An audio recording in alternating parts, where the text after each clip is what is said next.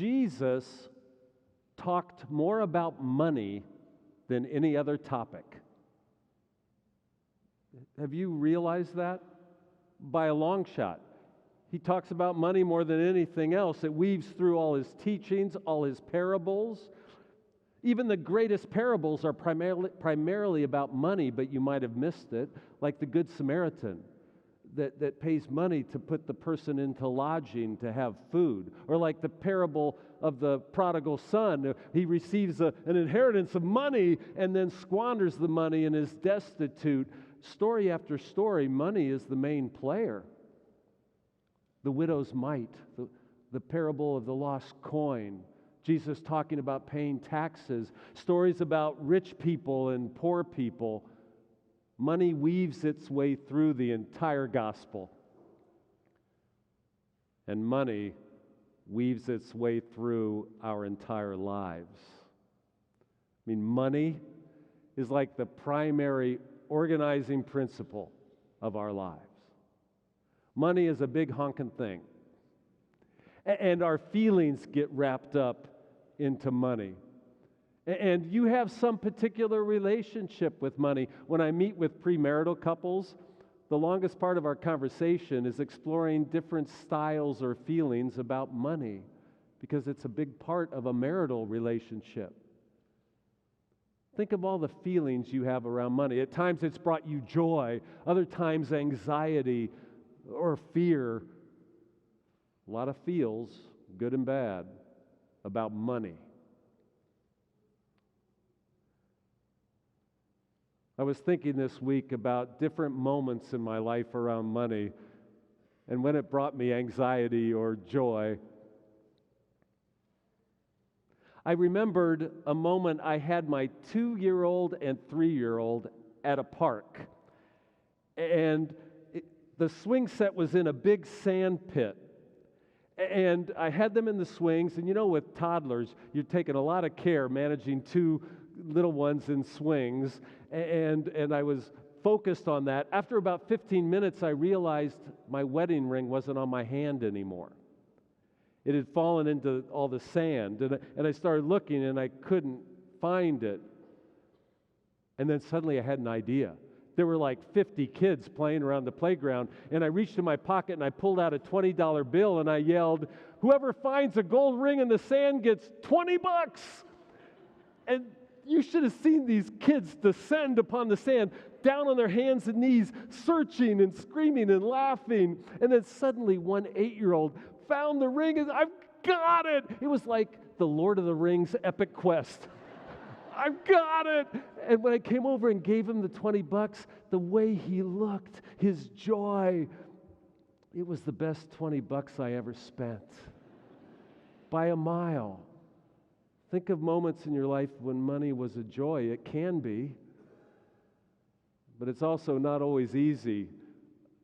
I remember when I was in college, and that was a long time ago. We're talking 1980s, and I got my first credit card. I know most of you won't remember this, but credit cards were exotic in the 1980s, and I didn't really know exactly what it was, really, but it was my first credit card. And I had a first date with a woman, and it was a big, important first date, and we went to an expensive restaurant, and the date was going really well. I didn't realize one of my college buddies actually worked at that restaurant. I didn't know that. And as the meal was ending, I took out this mystical credit card, the first moment, and I laid it on the table. First moment I'd ever done that, and they came and took it, and the date was going so well. And then the waiter came back and said, "Your card has been denied for insufficient funds." The kind of humiliation I felt on a first date. I could feel the blood rushing to my face. I mean, as I'm telling you this story, it hurts. I can feel it still. And in the midst of when my humiliation hit the depth, my college buddy came around the corner and said, "I told him to say that to you."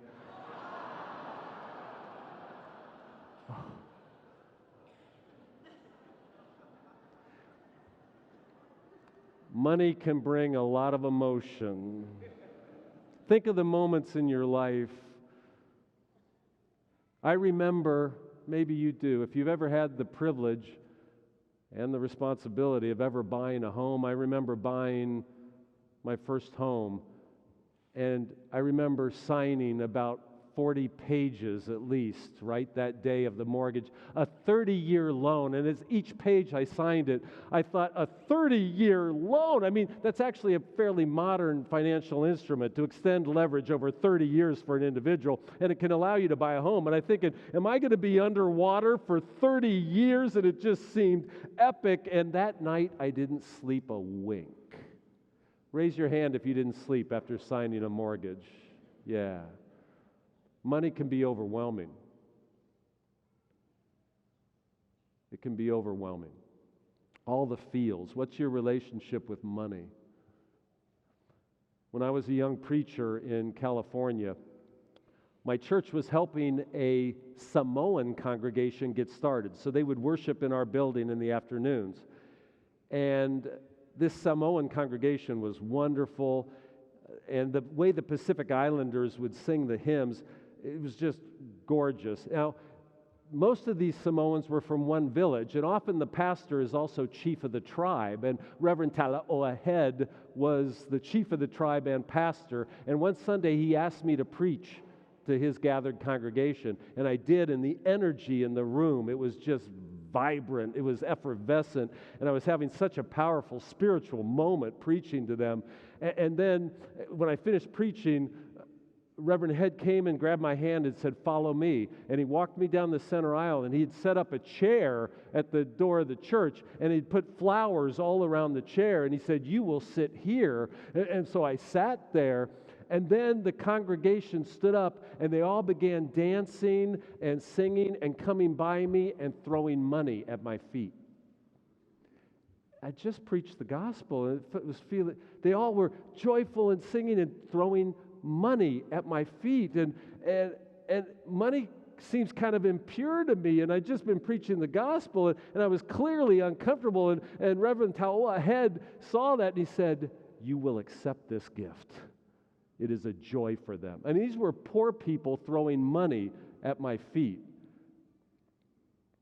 Money can be complex in the emotions.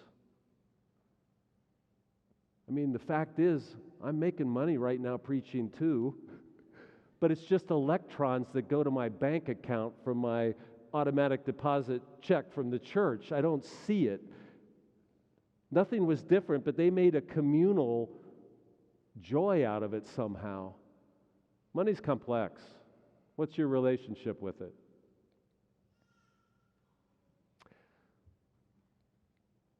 You have in your hand a passage from 1 Timothy. And in 1 Timothy chapter 6, there is perhaps the most interesting line in the entire Bible. You know this line. It says, "For the love of money is the root of all evil." What's so interesting about that line, notice, it doesn't say money is evil. It doesn't say money is bad. It says the love of money, or somehow our attitude towards it can go sideways. The love of money is the root, and then it says of all evil. What is this, biblical hyperbole? How can it be the root of all evil?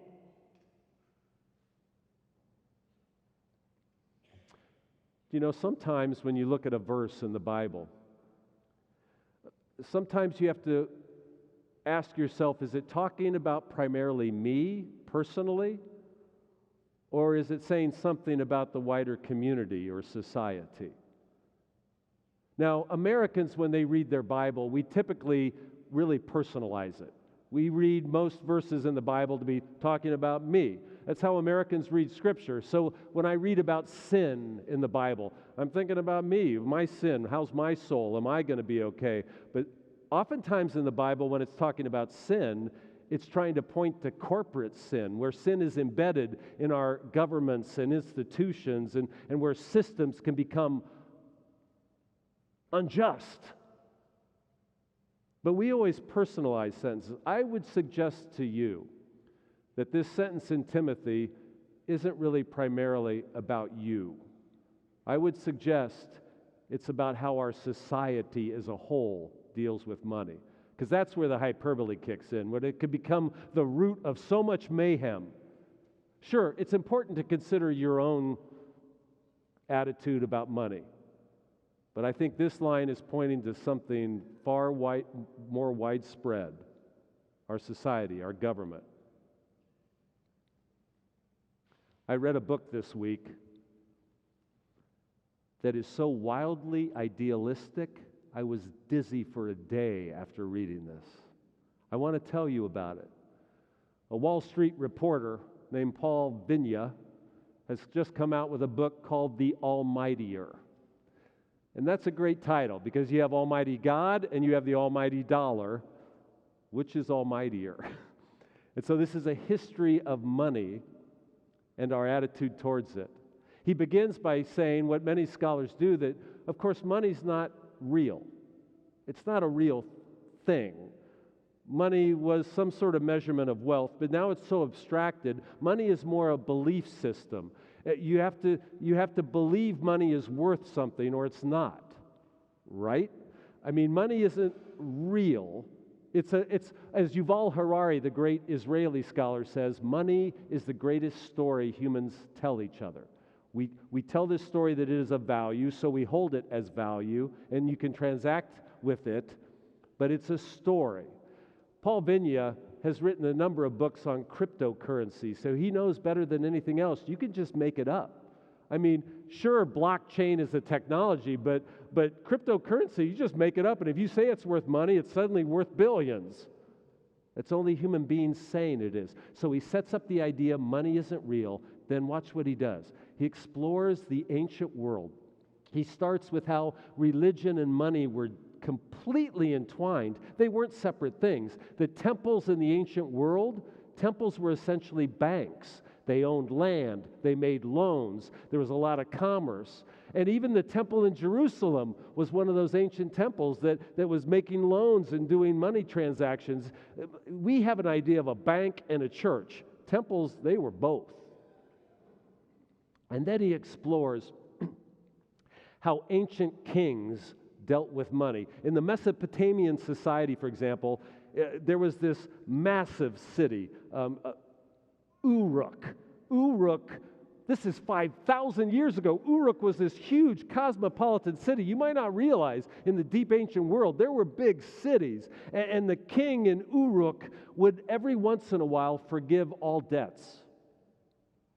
Because what happens is things get out of balance and the economy gets so out of balance that when families are indebted so much that they can't thrive and prosper, they can't pay their taxes to the king. So the king's no fool. Every once in a while, the king forgives all the debts. This happens all through the ancient world. The king will forgive all debts to reset the economy. Now, creditors don't like that very much.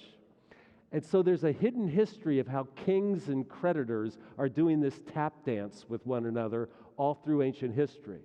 Now, even in our Bible, the Hebrew Bible talks about a Jubilee year in Leviticus, where every 7 years it's a Jubilee, meaning all debts are forgiven, the economy is reset so it can thrive more and people can prosper, and land is returned to original owners. He details this ancient process of forgiving debt. Then he starts looking, it's a complex book, it's a wild read. Then he starts looking at how Christians used to think charging interest was wrong. But then we developed this idea, it's not usury, it's appropriate to charge interest and make money, and that greed is good. By the 1400s, Christians were saying trying to make a lot of money is a good thing, because if you make a lot of money, you can help society by giving some of it away generously. And so it begins to be that achieving and getting a lot of money is a good, positive thing.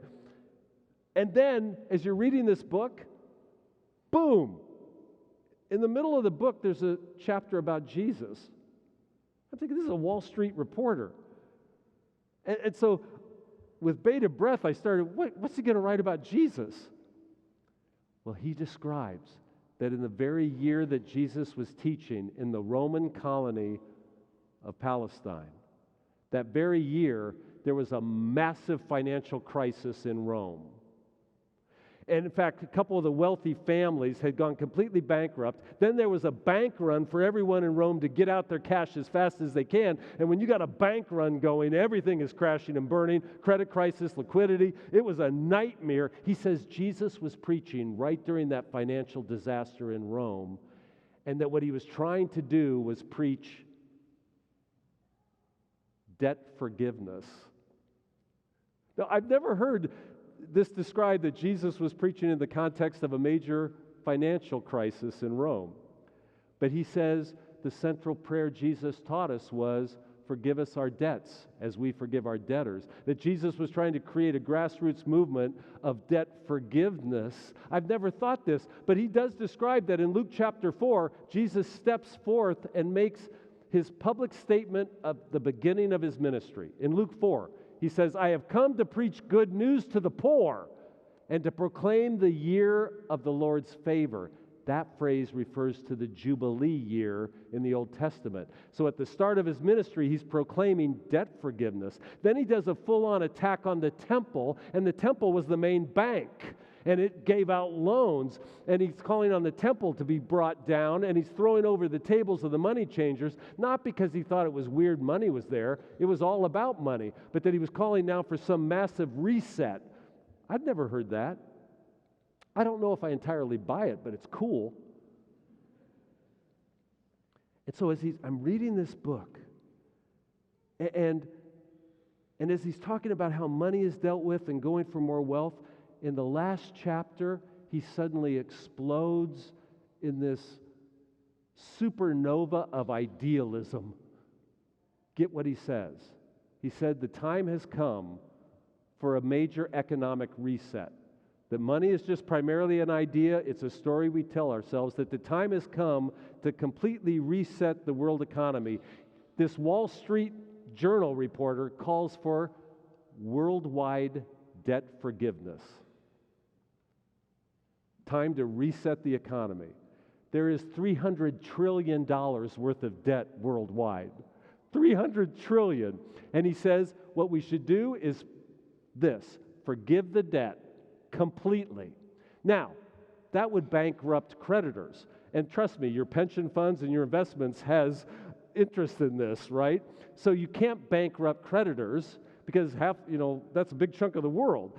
So what he says is, you just print $300 trillion. You don't actually have to print it. It's all electronic digits now.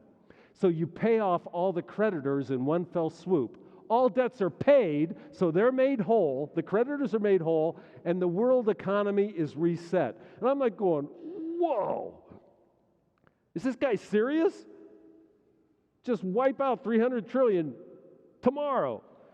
And of course, I'm no economist, but if you throw that much money into the system, wild inflation would typically happen. But he says, no, inflation doesn't happen based on any kind of concrete circumstance. It's people's mindset. They don't think the money is of any value. So if we reset it like they did in the ancient world and tell the story, we'll all assume the money's the same value as it was the day before. I'm going, holy cow.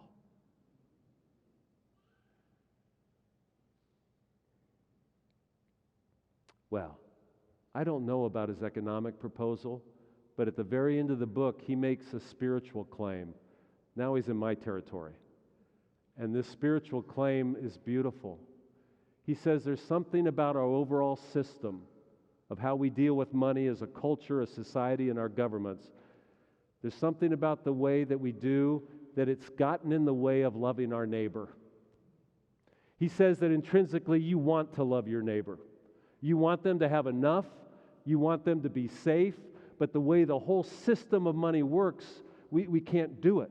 The primary commandment in Scripture is to love God and love your neighbor as yourself, but he says this love of money, or the system we have created, it stops us from really helping others. And I'm reading that, and I'm worried right now that the federal government could give a lot more money to people in need. It looks like we're constricting that, and I know I'm editorializing, but I'm worried about that stuff. And he says we have this scarcity mindset. We could house everyone in the world. We can grow enough food to feed everyone. He said, you have the wrong mindset. There's enough. But the money system is in the way. Now he's got me. because we are made to be generous to one another and care about one another. But our big financial system, I think 1 Timothy, this verse is talking about that whole system.